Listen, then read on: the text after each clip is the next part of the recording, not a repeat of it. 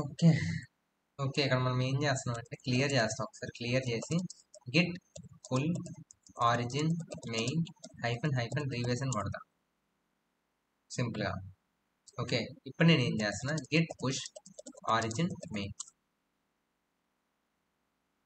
Simple. Okay ఇక్కడ నేను ఏం చేశా రీబేస్ అంటే ఏంటి, పుల్ ఎందుకు చేశా. ఓకే సింపుల్ చెప్తా చూడండి. ఏం లేదు బ్రో, ఇందాక మనకి ఎందుకు ఎర్రర్ వచ్చిందంటే ఇప్పుడు చూడండి నా రిమోట్లో నా రికార్డ్ అనేది ఎలా మెయింటైన్ అయిందంటే ఫర్ సపోజ్ నేను ఏ ఫస్ట్ కమిట్ చేశా, ఆ తర్వాత బి కమిట్ చేశా, ఆ తర్వాత సి కమిట్ చేశా. ఇప్పుడు నేను నా లోకల్ సిస్టంలో ఎట్లా కమిట్ చేశా, ఏ కమిట్ చేశా, బి కమిట్ చేశా, కానీ డి కమిట్ చేశా ఆ తర్వాత. ఇక్కడ చూడండి కాన్ఫ్లిక్ట్ వస్తుంది, ఇక్కడ ఏముంది సిఎన్ ఉంది, ఇక్కడేమో డిఎన్ ఉంది. ఇప్పుడు ఇవి రెండు నేను ఎట్లా మెర్జ్ చేయాలి, అంతే కదా. ఇప్పుడు నేను ఏం చేస్తున్నా ఎసెన్షియల్గా మెర్జ్ చేస్తున్నా. ఈ రెండింటిని నేను ఇప్పుడు ఎట్లా మెర్జ్ చేయాలి, మెర్జ్ చేయలేము. కాబట్టి నేను ఇక్కడ హైఫన్ రీబేస్ అని వాడతా. హైఫన్ రీబేస్ అని వాడినప్పుడు ఏమవుతుంది, ఏ నుంచి బి అవుతుంది, బి నుంచి సి అవుతుంది, సి నుంచి డి అవుతుంది. ఇట్లా సింపుల్గా నా కమిట్స్ అన్ని ఒక లీనియర్ ఆర్డర్ అనేది మెయింటైన్ చేస్తాం. ఓకే అందుకే మనం హైఫన్ రీబేస్ అనేది వాడతాం. ఇది ఎప్పుడైతే వాడతామో నా లోకల్ సిస్టమ్ అండ్ నా రిమోట్ సిస్టమ్ కూడా రెండు సేమ్ పేజ్లోకి వస్తున్నాయి. రెండు సేమ్ ఉన్నప్పుడే నేను పుష్ చేయగలను. ఓకే ఎర్రర్ వచ్చి మంచి పని అయింది, నాకు కూడా తెలిసింది actually, sorry. So Git push origin main. ఇప్పుడు నేను మెయిన్లో పుష్ చేయగానే నా డేటా మొత్తం అక్కడ గిట్ హబ్లో మొత్తం రిఫ్లెక్ట్ అవుతుంది అనమాట. ఓకే సింపుల్గా నేను దీన్ని తీసేస్తా అండ్ ఒకసారి మనం గిట్ హబ్లో చూద్దాం. అండ్ ఇప్పుడు నేను దీన్ని రీఫ్రెష్ చేస్తే నా చేంజెస్ అనేవి ఇక్కడ రిఫ్లెక్ట్ అవుతాయి. ఇక్కడ చూడండి మెయిన్ డాట్ పై అనేది వచ్చేసింది అండ్ మెయిన్ డాట్ పైలో ఉన్న కోడ్ మొత్తం కూడా నేను ఇప్పుడు యాక్సెస్ చేయొచ్చు. ఓకే ఇప్పుడు మీరు ఏం లేదు, ఇప్పుడు ఈ లింక్ని మీరు ఎవరికైనా షేర్ చేసుకోవచ్చు. ఈ లింక్ షేర్ చేసుకుంటే మీరు ఏదైతే కోడ్ రాశారో ఆ కోడ్ మొత్తాన్ని ప్రతి ఒక్కరు యాక్సెస్ చేయొచ్చు.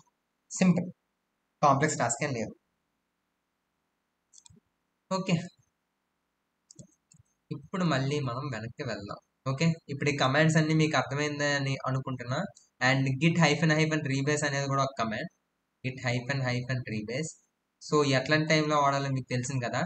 ఎప్పుడైతే మీ గిట్ హబ్ ఫైల్స్ మీ లోకల్ ఫైల్స్ రెండు ఈక్వల్గా ఉండవో, రెండు నాట్ ఈక్వల్ ఉంటాయో, ఓకే అలాంటప్పుడు మీరు హైఫన్ రీబేస్ అని వాడితే ఈ రిమోట్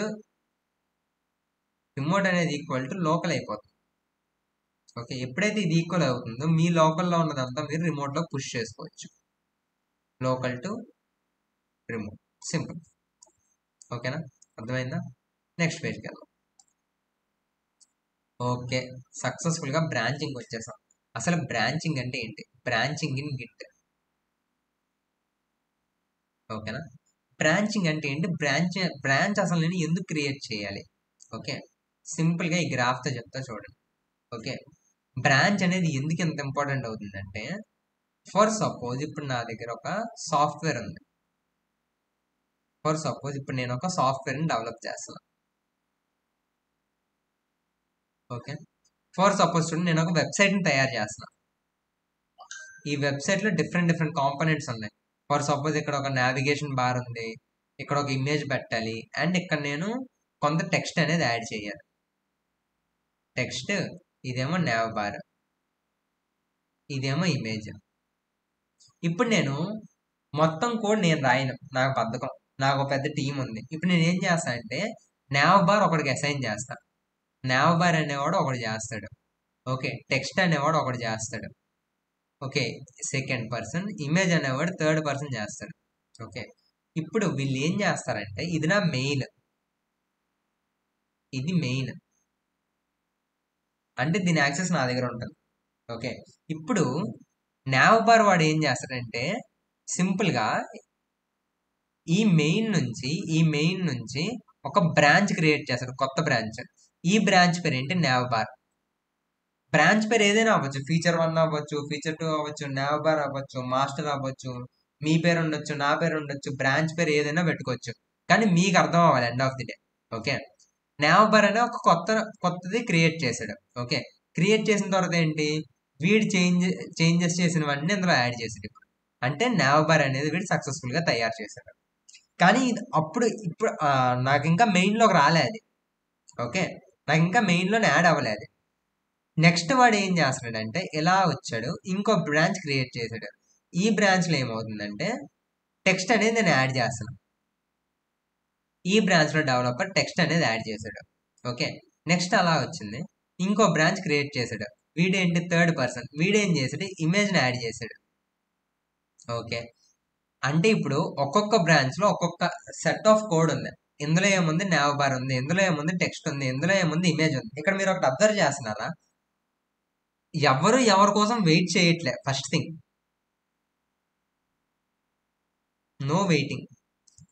ఎవరి కోసం వెయిట్ చేయట్లే, ఎవరి పని వాళ్ళు చేసుకుంటున్నారు. ఎండ్ ఆఫ్ ది డే నేను ఏం చేస్తా అంటే ఇదంతా తెచ్చి ఒక దగ్గర మెర్జ్ చేసేస్తా. ఇదంతా తెచ్చి నా మెయిన్ ఫైల్లో మెర్జ్ చేస్తా. ఓకే, అంటే ఏమవుతుంది, ఇక్కడ నుంచి కోడ్ అనేది ఇక్కడ మెర్జ్ అవుతుంది సింపుల్ గా, ఈ కోడ్ కూడా మెర్జ్ అవుతుంది, అండ్ ఇక్కడ నుంచి ఇంకొక కొత్త బ్రాంచ్ క్రియేట్ అయితే ఆ కొత్త బ్రాంచ్ కోడ్ కూడా ఇక్కడ మెర్జ్ అవుతుంది. మెర్జ్ అవ్వడం అంటే ఏంటి, ఈ కోడ్ ఈ కోడ్ ఈ కోడ్ మూడు కలిపి మనం ఒక దగ్గర పెట్టేస్తాం. ఇప్పుడు వీడి కోడ్ రాసినప్పుడు ఏమైంది, ఓన్లీ నావబార్ ఒక్కటే ఉంది. వీడి కోడ్ రాసినప్పుడు ఏమైంది, ఓన్లీ టెక్స్ట్ ఒక్కటే ఉంది. వీడి కోడ్ రాసినప్పుడు ఏమైంది, ఓన్లీ ఇమేజ్ ఒకటే ఉంది.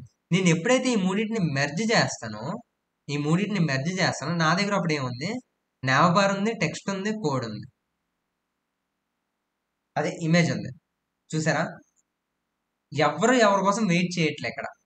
అదే main purpose, branching main purpose అది. ఎవరి కోసం బ్రాంచింగ్ మెయిన్ పర్పస్ అది. ఒక డెవలపర్ అనేవాడు వేరే డెవలపర్ పని అయినంత వరకు వెయిట్ చేయాల్సిన అవసరం లేదు. ఇండివిజువల్ గా ఒక్కొక్క బ్రాంచ్ క్రియేట్ చేసుకుని వాళ్ళ ఫీచర్స్ ని యాడ్ చేసుకొని end of the day central లో ఎవడైతే ఉన్నాడో, ఫర్ సపోజ్ వీటి సీనియర్ డెవలపర్ దగ్గర ఈ యాక్సెస్ ఉంది, ఈ సెంట్రల్ యాక్సెస్. మీరందరూ ఇంటర్న్స్ ఆర్ జూనియర్ డెవలపర్స్. మీరేం చేస్తారు, సీనియర్ అనేవాడు మీకు నావబార్ తయారు చేయమని ఒక స్టూడెంట్కి ఇస్తాడు, ఒక జూనియర్ డెవలపర్కి ఇస్తాడు. టెక్స్ట్ యాడ్ చేయమని ఇంకో జూనియర్ డెవలపర్కి ఇస్తాడు, ఇమేజ్ యాడ్ చేయమని ఇంకో జూనియర్ డెవలపర్కి ఇస్తాడు. ఎండ్ ఆఫ్ ది డే ఏం చేస్తాడంటే సీనియర్ డెవలపర్ అనేవాడు రివ్యూ చేస్తాడు, మీరు రాసిన కోడ్ కరెక్ట్గా ఉందా లేదా. అంతా కరెక్ట్గా ఉంటే మొత్తం మెర్జ్ చేసి ఒక బ్యూటిఫుల్ వెబ్సైట్ అనేది తయారవుతుంది. బ్రాంచింగ్ అనేది అందుకు అంత ఇంపార్టెంట్. అర్థమైంది అసలు మనం బ్రాంచ్ అనేది ఎందుకు క్రియేట్ చేస్తాము. ఇందాక చూసారా, మనకి ఎర్రర్స్ వచ్చాయి కదా, ఆ ఎర్రర్స్ ఎందుకు వచ్చాయి, ఎందుకంటే మీరు ఫర్ సపోజ్ ఇట్లా మీరు కనుక బ్రాంచ్ క్రియేట్ చేయకపోతే, ఫర్ సపోజ్ బ్రాంచ్ క్రియేట్ చేయకుండా మీరు ఓన్లీ దీంట్లోనే కనుక కోడ్ కనుక యాడ్ చేసుకుంటూ వెళ్తే, ఫర్ సపోజ్ ఇక్కడ మీరు కోడ్ యాడ్ చేసేసారు, ఓకే, సీనియర్ డెవలపర్ కూడా చూసుకోలేదు, బద్ధకం మీద ఏదో యాక్సెప్ట్ చేస్తాడు అనుకోండి, అంటే ఈ బ్రాంచ్ లో ఆల్రెడీ ఈ కోడ్ ఆల్రెడీ ఉంది. అర్థమవుతుందా, కానీ వీడి దగ్గరకు వచ్చేసరికి ఇక్కడ ఉన్న కోడ్ లేదు. చూడండి చూడండి చూడండి, చాలా ఇంపార్టెంట్. ఓకే, వీడి దగ్గర ఏముంది, టెక్స్ట్ ఉంది, వీడి దగ్గర ఏముంది, ఇమేజ్ ఉంది. ఇప్పుడు నేను ఏమంటున్నా అంటే వీడు బ్రాంచ్ అనేది క్రియేట్ చేయలే. ఈ బ్రాంచ్ అనేది క్రియేట్ చేయకుండా ఈ మెయిన్ బ్రాంచ్ లోనే దీన్ని యాడ్ చేసేసాడు అనమాట. ఓకే, కానీ వీళ్ళు ఏం చేశారు పాపం, కొత్త బ్రాంచెస్ క్రియేట్ చేశారు. ఇందాక ఎర్రర్ ఎందుకు వచ్చిందో చెప్తున్నా. కొత్త బ్రాంచ్ క్రియేట్ చేయడం వల్ల వీళ్ళ దగ్గర నావబార్ లేదు. చూడండి ఇక్కడ మిస్సింగ్ ఏంటి, నావబార్. కానీ ఆల్రెడీ మీ మెయిన్ ఫైల్లో ఏముంది, నావబార్ ఉంది. మీ దగ్గర ఏముంది, మీ దగ్గర ఏం లేదు, నావబార్ లేదు మీ దగ్గర. అంటే వీడు ఒక కమిట్ ముందున్నాడు, మీరేంటో ఒక కమిట్ వెనకున్నారు. కాబట్టి మీరు ఏం చేయాలి, హైఫన్ పెట్టి రీబేస్ చేయాలి. ఈ రీబేస్ చేసినప్పుడు ఏమవుతుందంటే ఈ నావబార్ ఏదైతే ఉందో అది మీకు కూడా యాడ్ అవుతుంది. అంటే ఏంటి, ఇప్పుడు ఇది ఇప్పుడు సేమ్ ఉన్నాయి. ఇప్పుడు మీరు ఏవైతే కొత్త చేంజెస్ యాడ్ చేశారో వాటిని మీరు పుష్ చేసుకోవాలి. అర్థమవుతుందా, సింపుల్. వాటిని మీరు పుష్ చేసుకుంటే అప్పుడు మీకు ఎర్రర్స్ అనేవి రావు. వీటిని మనం మెర్జ్ కాన్ఫ్లిక్ట్స్ అంటాం. చాలా ఇంపార్టెంట్. నేను కోడింగ్ చేస్తున్నప్పుడు నాకు చాలా కన్ఫ్యూజన్ వచ్చేది. అసలు ఏంటి మెర్జ్ కాన్ఫ్లిక్ట్ ఏంటి, ఎందుకు ఇట్లా ఎర్రర్స్ వస్తున్నాయి, అది ఇది అని చాలా టెన్షన్ పడేవాడిని అనమాట. ఏమన్నా తప్పు అయిపోయిందా, కోడ్ మొత్తం మళ్ళీ రాయాలా, అది ఇది అని చెప్పేసి. ఏం లేదు, చాలా సింపుల్ ఇది. అసలు అర్థమవుతుంది ఇక్కడ కాన్ఫ్లిక్ట్ ఎందుకు వస్తుందో. అర్థమైందని అనుకుంటున్నా. అర్థం కాకపోతే కింద కమెంట్స్ లో పెట్టండి, మళ్ళీ వీడియో చేద్దాం. ఓకే, సింపుల్, కాంప్లెక్స్ టాస్క్ ఏం లేదు. అందుకు మనం బ్రాంచింగ్ అనేది వాడతాం.